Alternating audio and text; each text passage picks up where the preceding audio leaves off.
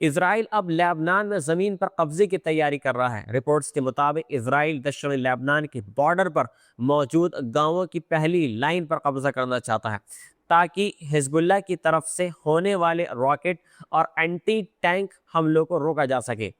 बताया यह जा रहा है कि इसराइल की सरकार सेना को ये निर्देश देने की योजना बना रही है कि लेबनान के जिस भी इलाके से हमला होगा वहां पर कब्जा कर लिया जाएगा, और ये कब्जा अगले आदेश तक ऐसे ही रहेगा। इजरायली मीडिया के मुताबिक ये रणनीति सिर्फ सैन्य कार्रवाई नहीं है, बल्कि एक तरह का दबाव बनाने के का एक तरीका है, ताकि लेबनान सरकार पर हिजबुल्लाह को खत्म करने का दबाव बढ़ाया जा सके।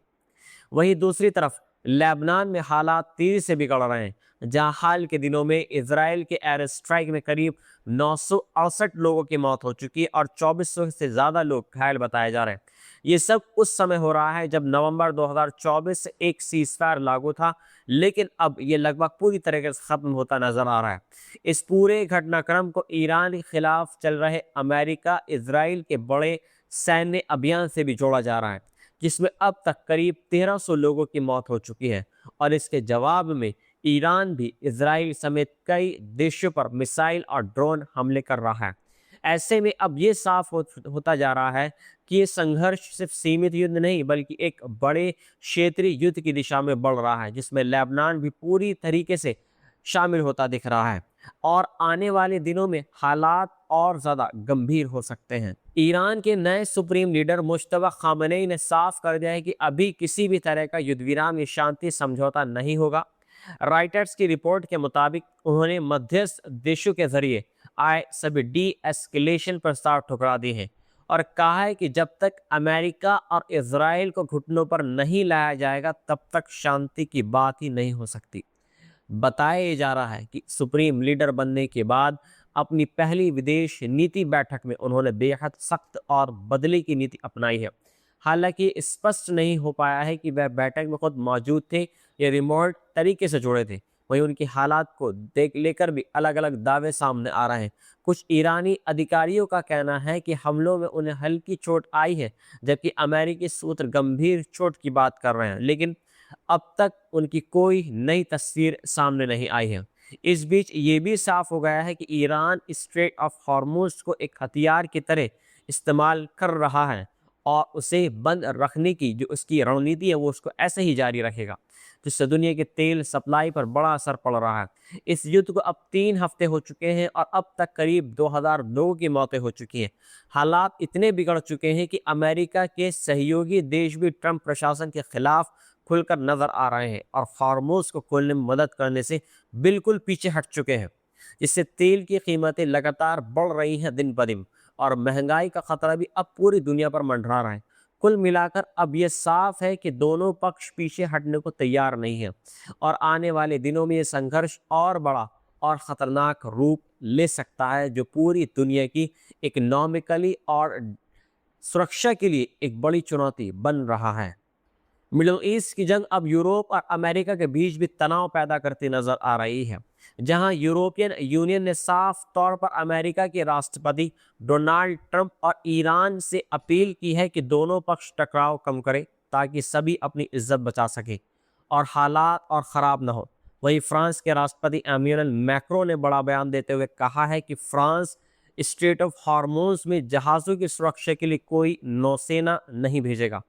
क्योंकि फ्रांस इस युद्ध का हिस्सा नहीं है। उन्होंने साफ कहा है कि जब तक बमबारी जारी रहेगी तब तक फ्रांस किसी सैन्य ऑपरेशन में शामिल नहीं होगा। हालांकि उन्होंने ये भी कहा है कि अगर हालात शांत होते हैं तो भविष्य में अन्य देशों के साथ मिलकर एस्कॉर्ट मिशन पर विचार किया जा सकता है। और गौर करने वाली बात यह है कि स्ट्रेट ऑफ हार्मूज से दुनिया के लगभग 20% तेल और एलपीजी की सप्लाई गुजरती है, और अभी ये रास्ता लगभग बंद हो चुका है, क्योंकि ईरान ने इसे अमेरिका और इसराइल के हमलों के जवाब में कंट्रोल कर लिया है।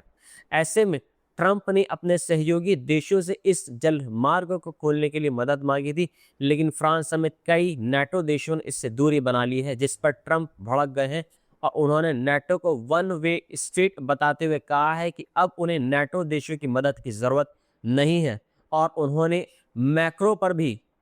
तंज कसते हुए कहा है कि वे जल्द ही पद छोड़ने वाले हैं। इस पूरे घटनाक्रम से साफ संकेत मिल रहे हैं कि युद्ध अब सिर्फ मिडल ईस्ट तक सीमित नहीं रहा है, बल्कि पश्चिमी देशों के बीच भी मतभेद अब बढ़ने लगे हैं। और अगर यही स्थिति ऐसे ही जारी रही तो इसका असर वैश्विक राजनीति और अर्थव्यवस्था दोनों पर गहराई से पड़ सकता है। ईरान ने सऊदी अरब की राजधानी रियाद पर बैलिस्टिक मिसाइलें दाग दी है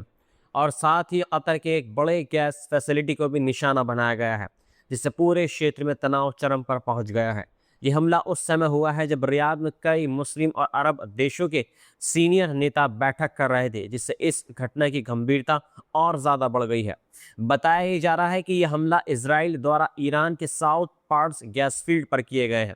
हमले के जवाब में किया गया है, जो दुनिया का सबसे बड़ा गैस फील्ड है और जिसे ईरान कतर के साथ साझा करता है। इसराइल के इस हमले के बाद पहले खाड़ी देशों ने इसकी निंदा की, लेकिन जब ईरान ने जवाबी कार्रवाई करते हुए उनके शहरों और ऊर्जा ठिकानों को निशाना बनाया, तो अब सऊदी अरब, कतर और यूएई का रुख काफ़ी सख्त हो गया है। कतर ने तो ईरान के दूतावास के कई अधिकारियों को पर्सोना नॉन ग्राटा घोषित कर दिया है, यानी उन्हें देश छोड़ने का आदेश जारी कर दिया गया है। वहीं ईरान ने खुली चेतावनी दे दी है कि वह सऊदी के रिफाइनरी और यूएई कतर के बड़े गैस और पेट्रोकेमिकल प्लांट्स को भी निशाना बनाएगा। कतर के रास लाफान जैसे दुनिया के सबसे बड़े एलएनजी हब पर हमले से भारी नुकसान की खबर भी सामने आई है, जिससे ग्लोबल एनर्जी सप्लाई पर बड़ा खतरा मंडराने लगा है। इस बीच सबसे बड़ा गेम चेंजर यह है कि ईरान ने स्ट्रेट ऑफ हार्मोज पर कंट्रोल मजबूत कर लिया है, जो दुनिया के तेल सप्लाई का सबसे अहम रास्ता है, और अब इसका असर सीधे तेल की कीमतों पर दिखने लगा है। ब्रेड क्रूड की कीमत $110 प्रति बैरल के पार पहुंच गई है, जबकि ओमान से मिलने वाला तेल $150 प्रति बैरल तक बिक रहा है। यानी आने वाले दिनों में दुनिया भर में पेट्रोल, डीजल और गैस की कीमतें और महंगी हो सकती हैं। एक्सपर्ट्स का कहना है कि अब यह सिर्फ सैन्य युद्ध नहीं, बल्कि एनर्जी वॉर बन चुका है, और अगर ये टकराव और ज़्यादा बढ़ता है तो इसका असर पूरी दुनिया की इकोनॉमिक पर लंबे समय तक पड़ सकता है। और यही वजह है कि अब पूरी दुनिया की नज़रें इस संघर्ष पर टिकी हुई हैं, क्योंकि ये जंग किसी भी समय एक बड़े क्षेत्रीय या वैश्विक संकट में बदल सकती है। इजराइल ने दावा किया है कि उसने ईरान के खुफिया मंत्री इस्माइल खातिब को मार गिराया है, और इसके साथ ही इजराइल ने साफ चेतावनी दे दी है कि अब हमले और तेज हो जाएंगे। इजराइल के डिफेंस मिनिस्टर इजराइल काइट्स ने एक हाई लेवल मीटिंग के दौरान कहा कि आने वाले समय में हर मोर्चे पर बड़े सरप्राइज देखने को मिलेंगे और ईरान के खिलाफ जंग अब और ज़्यादा खतरनाक होने वाली है। उन्होंने ये भी कहा कि प्रधानमंत्री बेंजामिन नेतन्याहू के साथ मिलकर उन्होंने इजरायली सेना को यह खुली छूट दे दी है कि किसी भी बड़े ईरानी अधिकारी को बिना किसी अतिरिक्त मंजूरी के निशाना बनाया जा सकता है। यानी अब टारगेट किलिंग की रणनीति पूरी तरीके से खुलकर अब सामने आ चुकी है। बताया जा रहा है कि इस्माइल खातिब उन कई बड़े ईरानी नेताओं में शामिल थे जिन्हें पिछले कुछ दिनों में निशाना बनाया गया है। इससे पहले ईरान के प्रभावशाली नेता अली लारजानी और बसीज फोर्स के कमांडर गुलाम रेजा सुलेमानी भी मारे जा चुके हैं, और इससे पहले 28 फरवरी को हुए बड़े हमले में ईरान के सुप्रीम लीडर अली खामेनी की मौत की खबर सामने आई थी, जिसके बाद ईरान की सत्ता और सुरक्षा ढांचा लगातार कमजोर होता दिखाई दे रहा है। वहीं अमेरिका भी इस पूरे ऑपरेशन में एक्टिव नजर आ रहा है और उसने ईरान के कई बड़े अधिकारियों पर $10 मिलियन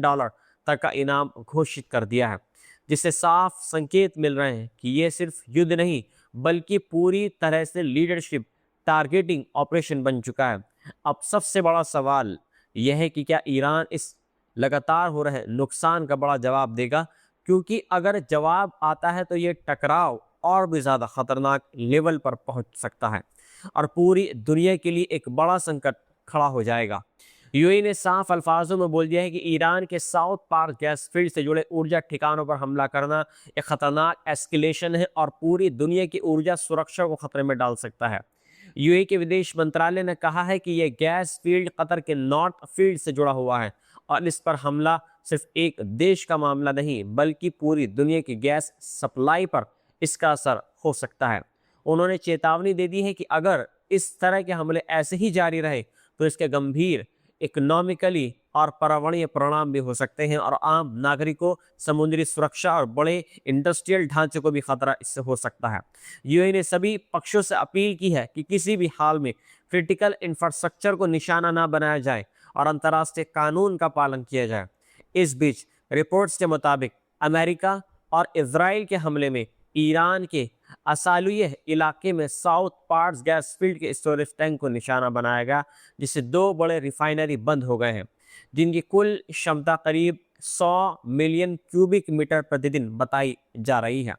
वहीं 28 फरवरी से जारी अमेरिका इजराइल के हमलों में अब तक करीब 1300 लोगों की मौत की खबर सामने आई है, जिसमें ईरान के शीर्ष नेता भी शामिल बताए जा रहे हैं। जवाब में ईरान लगातार ड्रोन और मिसाइल हमले कर रहा है, जो इजराइल के साथ साथ जॉर्डन, इराक और खाड़ी देशों तक फैल चुके हैं, जिससे न सिर्फ इंफ्रास्ट्रक्चर को नुकसान हो रहा है, बल्कि ग्लोबल मार्केट और एविएशन सेक्टर पर भी बुरी तरीके इससे प्रभावित हो रहे हैं। अब सबसे बड़ा खतरा यह है कि अगर ये एनर्जी वॉर और बढ़ता है तो पूरी दुनिया में गैस और तेल की भारी कमी और कीमतों में तेज उछाल देखने को मिल सकता है। और यही वजह है कि अब यह संघर्ष सिर्फ क्षेत्रीय नहीं बल्कि ग्लोबल संकट का रूप लेता जा रहा है।